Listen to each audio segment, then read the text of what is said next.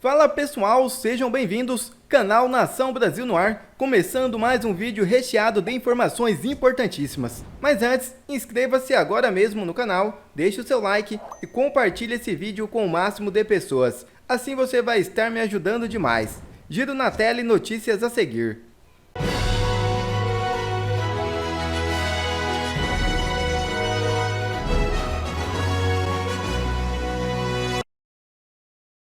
Operação da PF apreende 583 mil em aeronave do advogado Deadélio Bispo. É isso mesmo.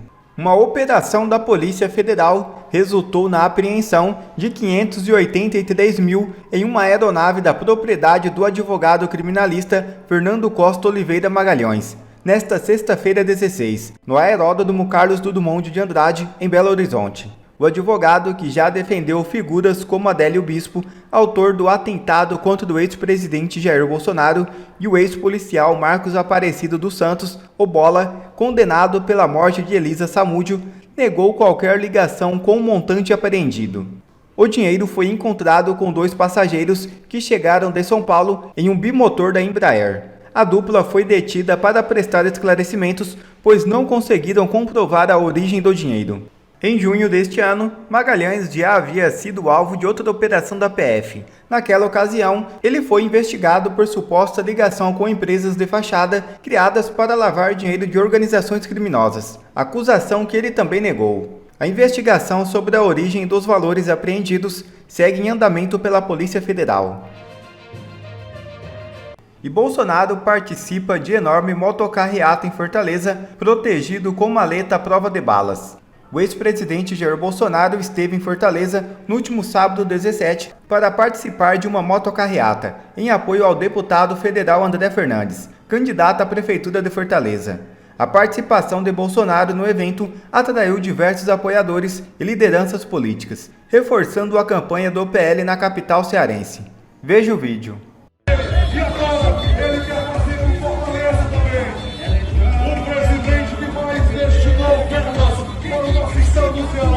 Junto com o André Fernandes, e os dois estão aqui porque querem uma fortaleza melhor, porque eles querem uma cidade melhor, mais segurança, mais educação, mais saúde, e só temos uma opção. E Transparência Internacional critica Moraes e fala em abusos. ONG se manifestou por meio das redes sociais. Nesta sexta-feira 16, a organização não governamental Transparência Internacional usou a rede social X para criticar a atuação do ministro Alexandre de Moraes do Supremo Tribunal Federal. A ONG citou o recente caso exposto pelo jornal Folha de São Paulo, de que o gabinete do magistrado teria usado de maneira não oficial a estrutura do Tribunal Superior Eleitoral para produzir relatórios sobre aliados do ex-presidente Jair Bolsonaro. Segundo a ONG, as ameaças à democracia são reais. Uma publicação defende que não é com abusos de xerifes que se vence o autoritarismo. As ameaças à democracia são reais, mas tal qual no combate à corrupção, não é com abusos de xerifes que se vence o autoritarismo. Pelo contrário, assim ele se alimenta. Há 5 anos, Alexandre de Moraes relata o inquérito das fake news, uma ação que já nasceu corrompendo a justiça. Destaca uma publicação da Transparência Internacional. Em outro post, a ONG relembrou a abertura do inquérito das fake news. O inquérito das fake news foi aberto em 14 de 3 de 2019, pelo então presidente do STF, Dias Toffoli, violando princípios centrais do sistema acusatório. Foi aberto de ofício, sem dar acesso ao MP, designando Alexandre de Moraes como relator, sem sorteio, e com objeto totalmente genérico. Destacou a publicação. E assessores de Moraes chamam Alan dos Santos de idiota e falam em mandar uns jagunços em conversas no WhatsApp. É isso mesmo. Deltan Dallagnol explica. Novas mensagens vazadas hoje do gabinete do ministro Alexandre de Moraes mostram que os Estados Unidos consideram a ordem de prisão do ministro contra Alan dos Santos uma perseguição por crime de opinião e que a Interpol considera perseguição política. Como assim, Deltan? Fica aqui que eu vou explicar pra você, mas se você não nos segue ainda, não deixa de seguir o nosso canal e curte o vídeo para que a voz da nossa indignação conjunta contra os abusos do ministro Alexandre de Moraes e do Supremo Tribunal Federal possa chegar mais longe e fazer a diferença. E não esquece, assina o abaixo-assinado pelo impeachment do ministro Alexandre de Moraes. Vou deixar o link para você aqui nos comentários. Confere aqui comigo, essa é a nova matéria da Folha, com um título até muito generoso, que diz: mensagens mostram irritação da equipe de Moraes com Estados Unidos e Interpol sobre Alan dos Santos. Por que essa irritação? Vem aqui entender comigo. 2 juízes instrutores do ministro Alexandre de Moraes, um que atuava no Supremo Tribunal Federal, o Ayrton Vieira, você vai ter que memorizar esses nomes, eles vão aparecer muito nessas notícias daqui para frente, e um outro ministro do TSE, que era o Marco Antônio Vargas. Essas mensagens que vieram à tona revelam o descontentamento do gabinete do ministro com a postura da Interpol e com os Estados Unidos em relação à atitude deles contra Alan dos Santos, ou seja, não contra Alan dos Santos, defendendo a democracia. Vamos dar uma olhada com a gente aqui. Em outubro de 2021, o Moraes determinou a prisão, mas mais do que a prisão preventiva do Alan dos Santos no Brasil, determinou também que houvesse uma difusão vermelha. O que é difusão vermelha? É o chamado alerta vermelho da Interpol. A Interpol é uma organização internacional de polícia e ela insere no sistema dela o que a gente chama de alerta vermelho, que é uma difusão para que a pessoa que consta naquele alerta, qualquer país do mundo saiba que existe uma ordem de prisão expedida contra ela. E até alguns dos países do mundo consideram aquele alerta vermelho como suficiente para prender a pessoa em seus territórios. Então o ministro Alexandre de Moraes determinou que houvesse uma comunicação para a Interpol, para que a Interpol fizesse uma difusão vermelha, fizesse um alerta em relação ao Alan dos Santos. E também pediu a extradição do Alan dos Santos para o governo dos Estados Unidos. E o que vai surpreender você é o que aconteceu na Interpol e nos Estados Unidos. E aí houve uma série de conversas entre o Ayrton Vieira, que era o braço direito do Moraes no STF, e o Marco Antônio Vargas, do gabinete do Moraes no TSE. Essas conversas aconteceram aí em novembro de 2022. E, inclusive, mensagens que surgiram foram mensagens que tinham sido, inclusive, encaminhadas do próprio ministro Alexandre de Moraes, que ele encaminhou para o juiz Marco Antônio Vargas, e o Marco Antônio Vargas encaminhou para o Ayrton Vieira, e parte dessas mensagens aí vieram à tona. E nessas mensagens estava escrito aqui: peça para o Ayrton falar com a Polícia Federal sobre o alerta vermelho. Ou seja, o ministro Alexandre de Moraes estava cobrando a Polícia Federal para que, por sua vez, cobrasse a Interpol para que existisse o alerta vermelho contra o Alan dos Santos. Quer prender Alan dos Santos de todo modo. Não basta já ter medido a ordem, ele estava cobrando porque queria que o Alan dos Santos fosse preso. E aí segue aqui a matéria da Folha, dizendo que, questionado pelo juiz Marco Antônio Vargas se a Interpol havia incluído o nome do blogueiro no alerta vermelho, o magistrado lotado no STF, o Ayrton Vieira, mandou um áudio explicando a situação. E ele disse basicamente o seguinte: o pedido do alerta vermelho já foi feito há mais de um ano, só que ele está lá em Lyon, que é a sede da Interpol, na França. E o pessoal de lá até agora não atendeu, simplesmente se recusou. E aí segue aqui: o escritório central da Interpol na França não incluiu o nome de Alan no alerta vermelho e deu a entender que a questão poderia ter viés político, ou seja, a Interpol preza por só incluir alertas vermelhos, difusão vermelha, no seu sistema para que alguém possa ser preso, quando está segura da imparcialidade com que estão sendo conduzidas as investigações, os casos criminais. E no caso do Alan dos Santos, ela se recusou, presta atenção, porque entendeu que poderia existir viés político, ou seja, porque entendeu que tinha ali fumaça de um fogo que consiste numa perseguição política contra Alan dos Santos. Até quem mora fora do país, até as instâncias internacionais, os organismos internacionais já estão reconhecendo a parcialidade do ministro Alexandre de Moraes. Isso mostra a gravidade do que está acontecendo no Brasil e que tudo isso está começando a chegar ao cenário internacional. Já tinha começado quando vieram à tona os papéis do Congresso americano, e o Congresso americano, por meio da liderança conservadora, por meio da Comissão de Liberdade de Expressão, tomou uma atitude dura já, inclusive cobrando a Comissão Interamericana de Direitos Humanos para que tomasse providências. E agora já vê também uma medida por parte da Interpol. Aí já viu também a repercussão em veículos jornalísticos internacionais, o que mostra que a pressão está aumentando. A água está começando a ferver em relação às gravidades dos crimes, dos absurdos, dos abusos que vêm sendo praticados no Brasil contra cidadãos por questões políticas. Vamos seguir aqui na matéria da Folha. O juiz também comentou no áudio que, até novembro de 2022, os Estados Unidos nem sequer responderam oficialmente ao pedido de extradição. E você vai entender por quê.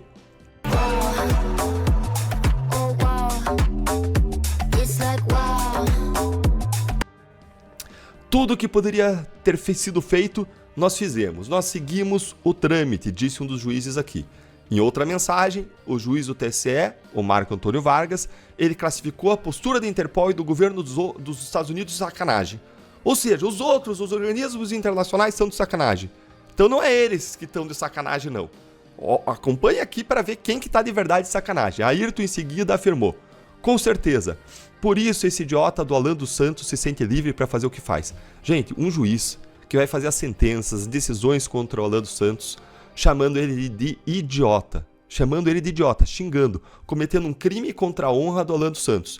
Não é aqui algo que pode ser comprovado, não é um fato criminoso, não está fazendo uma apuração, não, está simplesmente xingando. E aí são esses que são imparciais para emitir decisões contra o Alan dos Santos? Essa é a questão. É isso mesmo? Segue aqui para você ver, agora vem o maior absurdo da mensagem. Abre aspas. Dá vontade de mandar jagunços pegar esse cara na marra e colocar num avião brasileiro. Fecha aspas, afirmou Marco Antônio Vargas. Isso é de extrema gravidade, essa postura beligerante, de perseguição pessoal, de cogitar fazer coisas fora da lei. Isso aqui provavelmente não passou de um desabafo do juiz. Ele não teria meios para isso, ele não faria isso, mas mostra um pouco do espírito que existe no Supremo Tribunal Federal em relação à direita bolsonarista, que não é um espírito de imparcialidade. Aí que está a grande gravidade do que veio à tona. E aí o braço direito do Moraes no STF, o Ayrton Vieira, ele mandou um último áudio dizendo o seguinte: se eles quiserem te mandar embora, os Estados Unidos quiserem te mandar embora porque não gostaram dos seus olhos, eles inventam um pretexto qualquer e colocam você no primeiro avião de volta e deportam, e extraditam, dão um pé no traseiro, o nome que você quiser. Mas eles fazem o que eles bem entendem com quem eles quiserem. E aí diz que eles têm o tempo deles, os interesses deles, esse é o problema todo, essa é a questão. Ele está praticamente cego aqui, está achando que o problema é o interesse americano e não o que está acontecendo no Brasil. O juiz ainda reforçou a leitura de que a mudança de governo no Brasil poderia facilitar o processo de extradição.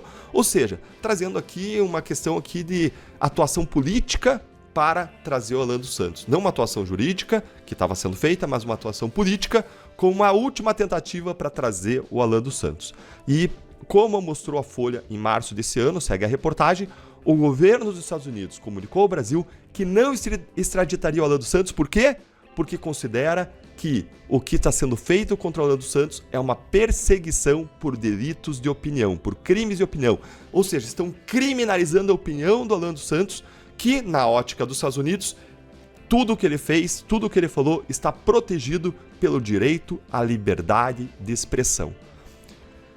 É muito grave, respira, pensa, para, reflete, deixa assimilar, porque isso aqui tudo é muito grave. Basicamente, o que a gente tem aqui constatado aqui, os Estados Unidos já olham para a atuação do ministro Alexandre de Moraes, no caso aqui do Alan dos Santos, considerando que ele está perseguindo crimes de opinião, coisas que estão protegidas pela liberdade de expressão. O ministro está violando, abusando do poder contra a liberdade de expressão de Alan dos Santos, perseguindo ele. A Interpol já dá uma conotação até mais incisiva, dizendo aí que existem indícios de perseguição política e por isso ambos se recusaram a atuar contra Alan dos Santos. Até quando nós no Brasil vamos permitir os abusos do ministro Alexandre de Moraes que nem a Interpol nem os Estados Unidos permitem? Até quando o Senado Federal vai permitir que quem defenda os brasileiros não seja o Senado contra os abusos do Supremo, mas seja a Interpol e seja os Estados Unidos? Até quando nós vamos ficar quietos? Até quando a crueldade e a maldade dos maus vai se espalhar por conta do silêncio dos bons? Me diz o que você acha aí nos comentários. E Dom Luiz Felipe comenta vídeo de Glenn Greenwald sobre Moraes. Assista. And the power that is centralized in his hand is remarkable, and the reason it happens is because he's only basically exercising these repressive powers against the political enemies of the left. And it's so amazing to watch how when repression and tyranny and authoritarianism is exercised for the benefit of one political group, the blind reverence that group will then have for that person is unlimited. Not only do they defend every single thing that Alexandre Moraes does, they don't care if it's criminal, they don't care if it's an abuse of the Constitution, they don't care at all. They don't care if it's based on falsehoods, like that case I explained where they imprisoned Bolsonaro's top foreign policy advisor. They'll defend every single thing he does, and more than that, they believe that any reporting on him, any questioning of him, any criticism of him is criminal. is like treason. It's like an attack on Brazilian democracy, and he believes that too. So we'll see where this reporting goes. This is obviously not the first time I've done reporting based on major leaks, but each one brings certain, I think, crucial journalistic benefits and benefits to democracy. But obviously, if you are doing this sort of thing against powerful factions, there's also risks that come with it. And it's always a question of where this will go. But at the end of the day, this is reporting that obviously has to be done and should be done. It sheds a lot of light on what he's doing. There's no national security issues involved in it. He believes he is Brazilian democracy itself, and any questioning of him or speaking at all critically of him is an attack, by definition, a criminal attack on the legitimacy of the state and therefore democracy itself. It is very illuminating about how that could so easily happen elsewhere, including places where you think it can't. So we will definitely keep you updated on the reporting as it goes along. I'm sure there'll be lots of twists and turns to come. There's a lot more reporting to do. We've only just begun, so we will keep you filled in as. Vamos lá, deputado Luiz Felipe de Orleans e Bragança, suas considerações, deputado, sobre esse episódio e essas falas do Glenn Greenwald. Olha, o Glenn teceu alguns comentários ali intuitivos no comportamento da esquerda. E eu acho que muitos que seguem esse programa e diversos outros programas, ativistas, já estão conhecendo como é que a esquerda funciona muito bem. Já estão em profundidade aí da didática que forma a esquerda. E o que ele apontou ali de comportamento da esquerda apoiando medidas criminosas que violam o Estado de Direito, que são ditatoriais, que é um apoio cego, porque ele está representando a defesa dos seus interesses ideológicos, defesa do interesse ideológico da esquerda, então gera esse comportamento de violação ilimitada e apoio ilimitado, e isso não choca a nós ou a todos que conhecem a esquerda radical, porque a doutrina da esquerda é exatamente isso.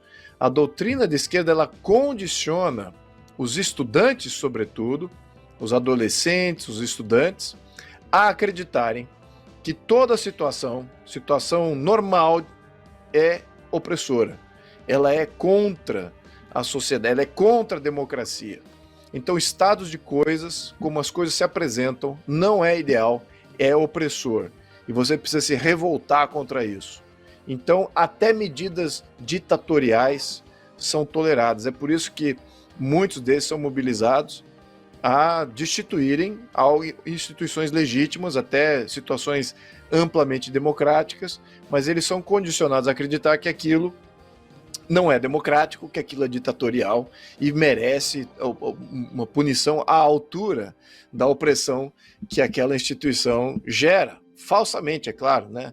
Então é por isso que ele está entrando nessa intuição, ela está entrando nesse comportamento, na descrição desse comportamento, da cegueira de eleitores da esquerda em apoiar atos tirânicos como esse, que o Alexandre de Moraes protagonizou aí nos últimos anos, e simplesmente falar, não, é isso mesmo, em favor da democracia, temos que cometer esses atos mesmo, e ele está certo, e ele tem que violar o Estado de Direito mesmo, não precisa de processo legal para nada, não precisa de lei para nada, vamos encarcerar todo mundo, depois a gente descobre.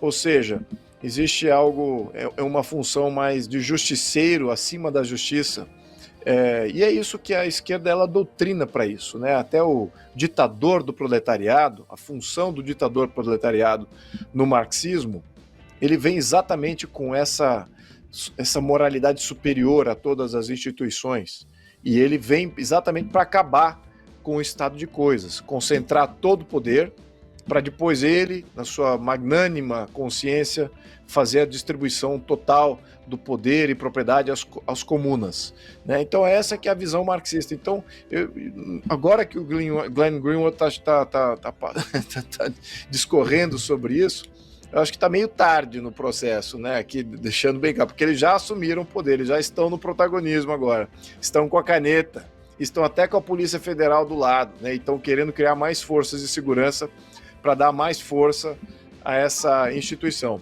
E aí, voltando ao tema anterior, que era a questão da censura, fica a grande questão aqui para todos que estão observando essa sanha de querer censurar, Aí você fala assim, mas por que eles querem censurar tanto, né? Qualquer pessoa assim vê o STF tentando censurar, o Executivo tentando censurar, os partidos de esquerda querendo censura, querendo projetos para censurar de tudo quanto é jeito, se não dá de um jeito, tenta de outro, se não dá no federal, tenta no local. Por que a censura é importante? Porque a opinião pública é importante. Simplesmente isso. Você que está nos assistindo, a sua opinião é importante. Você pode não se achar importante, mas num contexto do que eles querem, do que o totalitarismo quer, a opinião pública, ela é importantíssima. E é importantíssimo que apoiem o totalitarismo. E é claro que se o plano totalitário fosse bom, aí vem o segundo ponto, que explica o porquê a censura é parte integral do plano da esquerda. Primeiro, porque a opinião pública apoiando o totalitarismo é fundamental. Segundo, o plano totalitário não é bom. Se o plano totalitário fosse bom, haveria uma aderência natural. Não precisaria fazer censura. Mas eles sabem que o plano é ruim, porque envolve engenharia social, envolve interferir em todos os aspectos da vida do ser humano, da vida das famílias, da propriedade da renda e das oportunidades que existem na sociedade.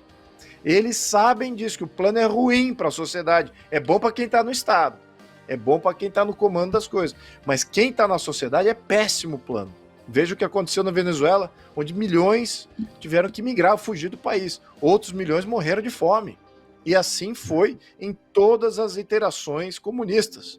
Eles sabem que o plano é ruim, então eles têm que censurar. Se fosse bom, eles não precisariam. Então fica aqui o comentário, porque eu acho que eles não vão abrir mão da censura em nenhum momento.